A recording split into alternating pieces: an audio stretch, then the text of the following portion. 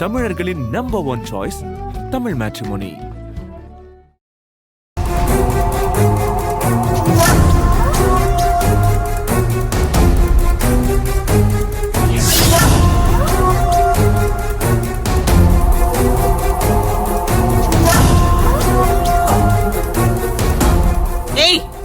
நில்றி, இதுக்கு மேல ஒரு அடி எடுத்து வச்சா காலை வெட்டிடுவேன் சொல்லிட்டேன்.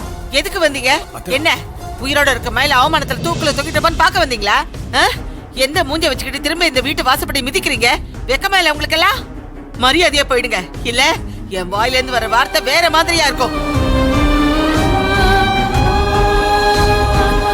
அத்தை, நீங்க தயவு செஞ்சு கோவப்படாம நான் சொல்றத கொஞ்சம் பொறுமையா கேளுங்க. நடந்த பிரச்சனைக்கு உங்ககிட்ட மன்னிப்பு கேட்கறதுக்காக தான் வந்திருக்கோம். இப்போ அன்பு பண்ணதை நியாயப்படுத்துறதுக்காக இங்க வரல. அவன் ஏதோ தேவி மேல இருக்கிற பாசத்திலையும் அவ வாழ்க்கை மேல இருக்கிற அக்கறையிலையும் நடந்த பிரச்சனையை கேள்விப்பட்டதும் அவன் கோவத்துல வந்து இப்படி எல்லாம் பண்ணிட்டான்.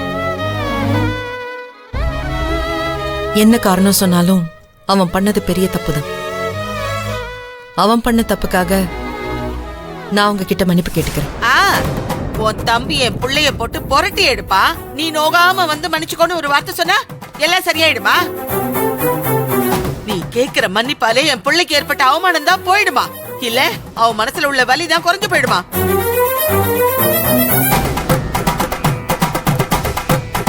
பிறந்ததுல இருந்து நான் கூட அவன் மேல கை வச்சது இல்ல. அவனை என் கண் முன்னாடியே உன் தம்பி வந்து எப்படி அடிச்சான் தெரியுமா? அது இன்னும் என் கண்ணுக்குள்ளேயே இருக்குடி. சாகுற வரைக்கும் அந்த அவமானத்தை நானும் என் பிள்ளையும் மறக்கவே மாட்டோம்.